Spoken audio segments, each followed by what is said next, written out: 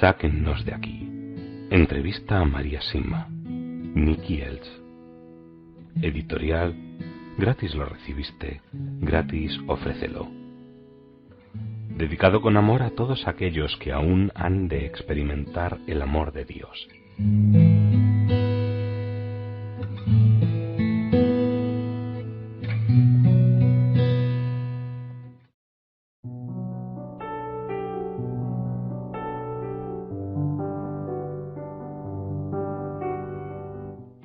Los santos.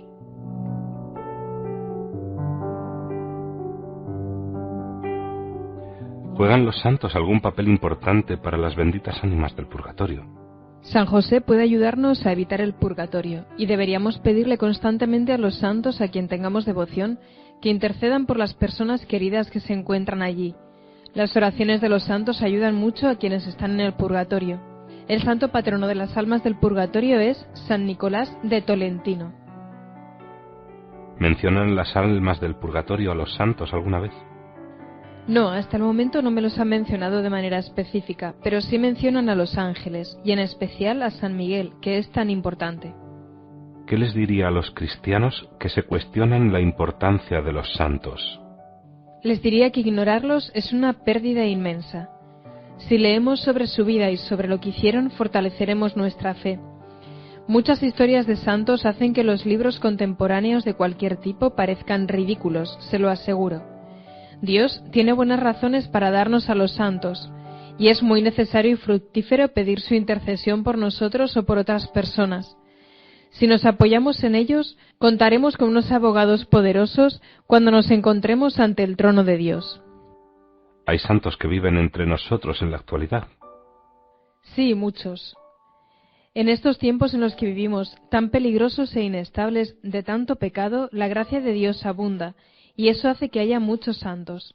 Pocas veces los veremos en los titulares de los periódicos, porque la mayoría de las veces permanecen ocultos hasta llegar al cielo. Eso es así porque es su humildad y obediencia lo que los hace santos principalmente, y los humildes nunca quieren que se les vean o que se les preste atención. Como todos sabemos muy bien, las malas noticias se extienden rápidamente y dan mucho dinero. Las buenas noticias se difunden muy lentamente y no atraen a los medios. Las buenas noticias no venden. ¿A quién consideraría santo en este siglo? Al Padre Pío, al Papa Juan Pablo I, que fue asesinado por su bondad y por reconocer a Satanás entre los masones que han penetrado con fuerza dentro de los muros del Vaticano, a Maximiliano Kolbe y a otro sacerdote polaco más reciente. ¿Cuál era su nombre? El sacerdote al que la policía secreta torturó y luego le ató con alambres y lo ahogó. Popolisco o algo parecido. Ese sacerdote ha aparecido al lado de Jesús vestido de colores rojo y blanco como los mártires. Podría pensar en otros más, pero sé que algunos de los santos más grandes todavía están entre nosotros, escondidos y protegidos. En el norte de Italia, por ejemplo, se da el caso de un párroco que iba a celebrar la misa a unas religiosas, y éstas tenían que cerrar las ventanas que estaban en lo alto de la iglesia antes. ¿Sabe por qué? Porque durante la consagración el párroco entraba en un éxtasis tan profundo y tan cerca de Jesús que se elevaba del suelo. Las hermanas no querían que se saliera de la parroquia. Cuando comenzó a hacerse conocido el caso, el obispo del lugar suspendió sus misas en público, porque evidentemente causaban una gran conmoción. Imagínese lo que debe sufrir aquí, viendo cómo está el mundo hoy en día. ¿Qué cosas tan extravagantes le habrían diagnosticado los psiquiatras que no son creyentes? Me gustaría saberlo. Sí, diría con certeza que hay muchos santos hoy en día, pero es comprensible que la Iglesia sea muy cuidadosa y deba discernir cuidadosamente el proceso de canonización que comienza solamente cuando llegan al cielo. ¿Cuáles son los conceptos equivocados que se tienen hoy en día sobre los santos? ¿Conceptos erróneos? Creo que el error más común es pensar y afirmar que han recibido gracias que los demás no tenemos, y que por lo tanto no podemos llegar a ser tan santos como ellos. Decir, gracias a Dios no fui elegido para ser santo, es como poner la tirita antes de la herida, y es una pobre excusa. Si quienes dicen este tipo de cosas se hubieran portado igual de bien que ellos, entonces también habrían recibido más y mayores gracias. La justicia de Dios se basa en darnos a cada uno las mismas oportunidades para llegar a ser santos. Los santos se enfadan. Sí, por supuesto que se enfadan, y en especial cuando son testigos de actos en contra del honor de Dios y del amor, sin importar las circunstancias. Sentir rabia y estar enfadado no es un pecado, pero lo que sí se tiene en cuenta es lo que hacemos mientras estamos enfadados. Está permitido enfadarse cuando existe un verdadero motivo, y Dios mismo quiere que sea así. ¿No estaba Jesús enfadado cuando echó a los mercaderes del templo? Sí que lo estaba. Y todavía lo está hoy en día cuando hay quien solo busca el dinero y el provecho personal de un lugar sagrado o de las cosas de Dios. Teniendo en cuenta que efectivamente todos los santos son diferentes entre sí, ¿cuáles son, en su opinión, los rasgos de personalidad más comunes entre ellos, aparte de la humildad? Aman a todas las personas, sin importarles quiénes sean. Ven el bien en todos y perdonan a todos y están dispuestos a hacer cualquier cosa por Dios y por cualquiera de sus seguidores, sin importar las dificultades. También me gustaría aclarar que los santos siempre parecen tener un respeto especialmente profundo y cariñoso por los más jóvenes y los más ancianos. ¿Cree que ha conocido personalmente a algún santo? Sí, por ejemplo, una mujer que vive allí abajo en el valle, en el pueblo de Sniffis. Se encontraba postrada en cama desde hacía un largo tiempo, con las piernas inválidas, y creo en constante dolor. Y cada vez que la visitaba estaba radiante. Entonces le pregunté cómo podía estar tan alegre todo el tiempo. Respondió que sabía que estaba salvando a muchas almas para Dios y que creía que era un privilegio poder hacer esto por él. Creo que fue una verdadera santa. ¿Me podría decir los nombres de algunos santos que aún viven en la actualidad y que conozca usted? No, eso les traería un sufrimiento innecesario, los pondría en peligro y debilitaría su profunda humildad.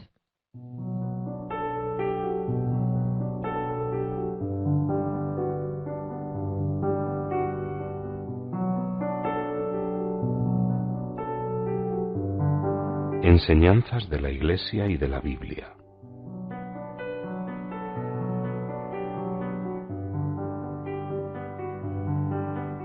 ¿Quién a lo largo de la historia de la Iglesia podría confirmar con más autoridad lo que nos cuenta usted del purgatorio? Jesús.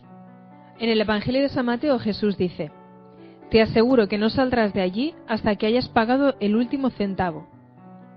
Y se refiere al pecado. Luego, más adelante, haciendo referencia a los pecados contra el Espíritu Santo, Jesús dice que tal pecado no será perdonado ni en este siglo ni en el venidero. Aquí Jesús nos dice claramente que hay pecados que serán perdonados en el otro mundo, puesto que el infierno es definitivo, y en el cielo no existe el pecado ni ningún defecto del pecado en absoluto. El mundo siguiente, ese mundo intermedio, se ha conocido durante mucho tiempo y hasta el día de hoy como purgatorio. En épocas recientes nombraría al Papa San Pío X, un papa muy importante a los ojos de muchos. En su época se quiso innovar con muchas ideas modernas, pero él se negó y se enfrentó a ellas. También debería nombrar a San Agustín, a Santo Tomás de Aquino, a Santa Brígida y muchos otros, al Padre Pío, a Teresa Neumann, a María Ana Lindmayr, a Ana Catalina Emmerich, al cura de Ars y al cardenal Journet. Investigando un poco se pueden encontrar muchos más. ¿Existen otras personas que hayan experimentado lo mismo que usted? Sí, existen varias personas muy conocidas y otras que no lo son. El Padre Pío veía las almas del purgatorio con frecuencia. Existen muchos libros acerca de su vida. También Santa Catalina de Génova, Juan Bosco, Cristina de Bélgica y Santa Brígida. Todas esas personas son santas y se encuentra acompañada de santos. ¿También usted es santa? Por Dios, no. Estoy muy, muy lejos de ser santa. Las benditas ánimas del purgatorio me han dicho que muchos otros hubiesen manejado este tema mejor que yo. No por vivir una experiencia como la mía o por tener una revelación privada somos santos. Si es por eso, conozco a una mujer que tenía el mismo carisma que el mío, que con el correr de los años se volvió orgullosa, y su alma acabó perdiéndose. Todos tenemos la misma oportunidad de llegar a ser santos, incluso aquellos que no reciben ninguna revelación privada. Justamente porque se me ha dado esta experiencia, para mí es mucho más difícil ser santa, puesto que se me ha dado mucho más que a otros. Trato de obrar bien, pero al igual que los demás, caigo muchas veces. Antes me dijo que las almas pueden leer. Podría considerarse como un buen gesto y un gesto de amor tener una Biblia abierta para que lean, por ejemplo, el Evangelio de San Mateo. Sí, podría, pero solo las ayuda por tratarse de un gesto bueno y simpático, lleno de cariño y de confianza, pero dudo mucho que les sirva para algo leer ese texto ya habiendo visto la luz de Dios por ellas mismas. La palabra de Dios es solamente para los vivos. ¿Le han dicho algo las benditas ánimas del purgatorio sobre los hombres ya casados que quieren ser sacerdotes? ¿Es correcto? Sí, me han dicho que lo es, pero solo si la mujer desea acompañar a su marido, y esto significa que está dispuesta a vivir en una sede separada. Sin embargo, las almas dicen que no está permitido que los sacerdotes ordenados contraigan matrimonio, y al mismo tiempo sigan siendo sacerdotes. Jesús dijo que es difícil que los ricos entren en el reino de Dios. ¿Qué le han contado las benditas ánimas del purgatorio sobre esta frase? Depende del amor al prójimo. Si los ricos hacen buenas acciones por los pobres, por supuesto que ellos también irán al cielo tan rápido como cualquier otra persona. Sin embargo, es más difícil cumplir la voluntad de Dios cuando uno está cargado de riquezas y tiene la necesidad de protegerlas y administrarlas. Generalmente los ricos se preocupan más por los bienes materiales que aquellos que no tienen más alternativa que depender de la ayuda de los demás. Y en la Iglesia encontramos cada vez menos gente rica. Cuando Jesús pronunció estas palabras, también se refería al reino de Dios en la tierra, porque su reino también está aquí. Podemos formar parte de su reino aquí en la tierra de la misma forma que también podemos formar parte del infierno. Dios nos invita a escucharle en lugar de al César o a Satanás. Jesús nos quiere en el cielo con todas sus ansias, y esta es una de las miles de invitaciones para que caminemos libres de todas las cosas que nos empujan fácilmente hacia abajo. De los dos hombres crucificados junto a Jesús, ¿qué fue lo que hizo el bueno para llegar al cielo? Reprendió al otro, que todavía se burlaba del Salvador. Le dijo que mientras que ellos sí se merecían aquel sufrimiento, él lo había aceptado sin haber cometido falta alguna, simplemente porque le dijo sí a la voluntad de Dios y reconoció la inocencia de Jesús. En cuanto a las enseñanzas de la Iglesia durante estas últimas generaciones, ¿cuáles piensa que fueron los errores que hicieron que tantos se alejaran de la Iglesia y perdieran la fe? Eso no es culpa de lo que enseña la Iglesia. Quienes se encontraban en posición de autoridad dejaron de enseñar a los jóvenes que Jesús es todo bondad y todo amor. Predicaron demasiadas amenazas y poco acerca del amor. No enseñaron casi nada de la belleza de la oración y del ayuno. Dejaron de lado a nuestra Madre y al Arcángel San Miguel, ignorando a dos de los mayores intercesores, y las consecuencias fueron drásticas. Resumiendo, diría que se debe a la falta de todo esto: amor, oración, ayuno, penitencia, Nuestra Señora y San Miguel. Así se ha permitido que Satanás ganase terreno en todos los frentes. ¿Hay algún pasaje de la Biblia que crea que confirma lo que ocurre cuando rezamos por los difuntos? En la Biblia podemos encontrar mucho sobre este tema, pero el pasaje más claro y probablemente más completo es la historia de la resurrección de Lázaro. Hay prácticamente cientos de referencias sobre la necesidad y lo bueno de rezar por los difuntos. En la segunda carta a Timoteo, San Pablo reza por los difuntos. Y aún en el Antiguo Testamento, Judas Macabeo envía limosnas a Jerusalén para que se ofrezcan sacrificios por los pecados de los difuntos. Hay cristianos que dicen que sin Jesús somos solo polvo, y otros dicen que cuanto más nos acercamos a Jesús, acabamos convirtiéndonos en meras marionetas. ¿Cómo respondería usted a estos comentarios? ¿Hay cristianos que dicen esas cosas? El primer comentario suena correcto y puede ser una referencia exagerada al hecho de que no sería posible vivir sin adorarlo cada día. Pero en verdad, este no es el caso. Las personas siempre son mucho más que polvo, estén o no cerca de Dios. El amor de Dios por ellas no cambia nunca.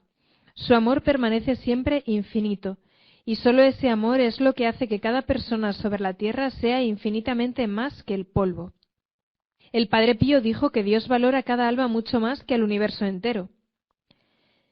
Y en cuanto a los cristianos que se vuelven marionetas de Dios, es lo más alejado de la verdad que he oído. Cuanto más cerca estemos de Dios, más libres nos volvemos, y no al contrario. Ser una marioneta implica perder nuestra libertad de hacer el bien. Uno de los mayores regalos que nos hace Dios es la libertad que nos ha dado para hacer buenas obras. Con el tiempo solo podría arrebatárnosla Satanás. Estar poseído significa estar dominado por Satanás. Estos cristianos a los que menciona deberían rezar mucho para que Dios les muestre de qué se trata el verdadero amor divino. ¿Le han pedido las benditas ánimas del purgatorio algo que sea, ante la falta de una mejor palabra, más material, pero que también sea una enseñanza de la Iglesia? Bueno, varias veces me han pedido que les diga a todos que hagan más donaciones a las misiones. Yo me he negado siempre a que me den a mí dinero para eso, porque pienso que cada uno debería ir a su parroquia. Es muy importante ayudar a extender la palabra de Dios por todo el mundo. Se reciben muchas gracias cuando lo hacemos. Borramos muchos pecados y aceleramos así nuestro viaje al cielo. Sin embargo, para recibir todas las gracias que Dios está dispuesto a darnos por nuestro gesto, hay que hacerlo de modo silencioso. Si hacemos una donación con mucha publicidad, las gracias que recibiremos serán mucho menores.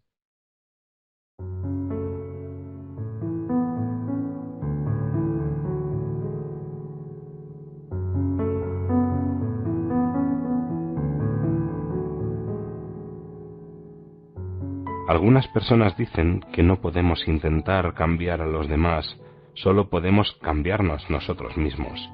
Por lo que me ha dicho, esto parece ser parcialmente cierto. ¿Qué piensa al respecto? Es cierto que lo primero que quiere Dios de nosotros es que luchemos cada día por acercarnos más y más a Él. Se puede ver lo justo que es esto.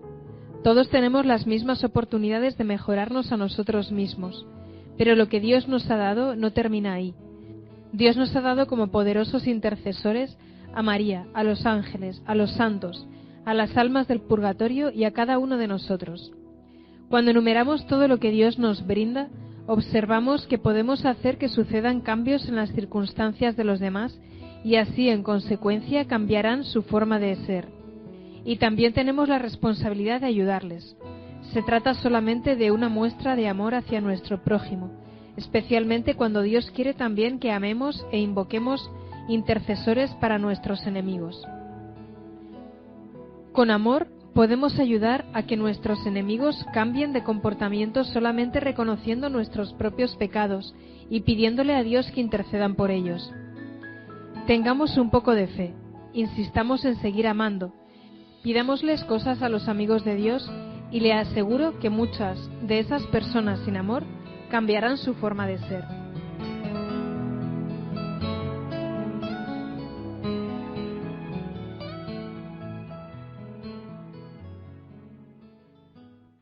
¿No es cierto que mucho de lo que se han quejado las benditas ánimas del purgatorio son aspectos que han salido del Concilio Vaticano II? ¿Qué piensa usted sobre el Concilio Vaticano II? Sí, muchos de estos asuntos modernos han salido en el tiempo del concilio, por así decirlo, pero estos cambios no tienen nada que ver con el espíritu del concilio. En la esencia del Vaticano II hay mucho bien e indudablemente el Espíritu Santo ha obrado con fuerza. Por ejemplo, estuvo muy bien el que se empezara a reconocer a Dios más claramente en las otras denominaciones cristianas, y también el acento por el ecumenismo, que fue un tema fuerte en el concilio. Sin embargo, como suele ocurrir con todo lo sagrado, Satanás está al acecho al otro lado de la puerta, y ataca, divide y causa disturbios siempre que puede en la periferia, con el fin de debilitar lo que esté en el centro. Y para ser todavía más precisa, los seguidores de Satanás se encuentran mucho más organizados y son más insistentes que la mayoría de los católicos. Me han dicho al menos 3 fuentes de mucha confianza que los masones se juntaron ya en 1925 para empezar y promover la comunión en la mano. Les llevó un poco de tiempo, pero ciertamente lo lograron. Y en cuanto a todas esas otras cosas modernas que algunos creen erróneamente que fueron fruto del concilio, puedo asegurar que no es así, y que los masones se organizaron por adelantado dentro del Vaticano con el solo propósito de reforzar el poder de Satanás dentro de la Iglesia. Cuando se les preguntó a los obispos de todo el mundo sobre la posibilidad de permitir que se distribuyera la comunión en la mano, la gran mayoría votó en contra. Por otro lado, en ningún lugar de los documentos del Vaticano II se puede encontrar mencionada, ni siquiera una vez, la comunión en la mano, y el mismo Papa Pablo VI dijo después del concilio que el humo de Satanás había penetrado en el templo de Dios con la intención de ahogar los frutos del concilio. Estaba en lo cierto. Y un buen ejemplo de algo muy bueno que salió del concilio y que después también se modernizó demasiado es la renovación carismática. Fue algo muy bueno en los primeros años, pero, repito, sin la presencia de nuestra Madre simplemente no hay renovación. Hoy en día ese movimiento se encuentra muy fragmentado y solamente podría volver a unirse si sus líderes incluyeran a la Virgen en todas sus actividades. No se olvide ni por un minuto que nuestra Madre se encontraba en la habitación de arriba cuando descendió el Espíritu Santo. Su modernización ha permitido que Satanás la fragmente de forma muy eficiente. Y si pensamos en los diversos concilios que se han dado en la historia, se ve claramente que después de cada uno viene un tiempo de confusión. Este concilio ha sido el más largo hasta el día de hoy, ¿no es cierto? Toda esta confusión, sin embargo, pronto se asentará. Efectivamente, fue el más largo, pero volvamos a la renovación. ¿Tiene algún consejo para aquellos que pertenecen a ella? Sí, deberían hablar menos, ser más humildes y rezar más. La fe y los sentimientos no deben mezclarse. ¿Alguna vez las almas han respondido a una pregunta que usted u otra persona formulara, cuya respuesta estaba más allá de lo que la teología acepta? Bueno, quizá, y desearía el consejo de los buenos teólogos si no tuvieran inconveniente en contestarme.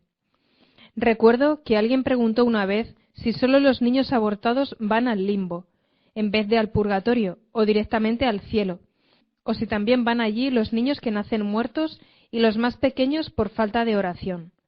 A esto un alma respondió: entre los más jóvenes también hay algunos adultos. Con respecto a esto, debo admitir que no sé qué circunstancias pueden permitir que esto ocurra. Entonces, esto quiere decir que deberíamos, de cuando en cuando, ofrecer una misa u otras oraciones por aquellos que se encuentran en el limbo. Sí, parece que deberíamos hacerlo, pero es muy poco lo que tenemos que hacer para que Jesús se los lleve al cielo. Una misa seguro que permitirá un gran número de almas que sean recibidas en el mejor de los lugares.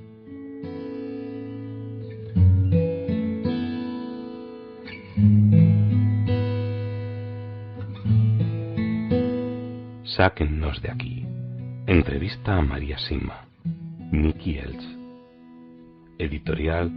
Gratis lo recibiste, gratis ofrécelo. Dedicado con amor a todos aquellos que aún han de experimentar el amor de Dios.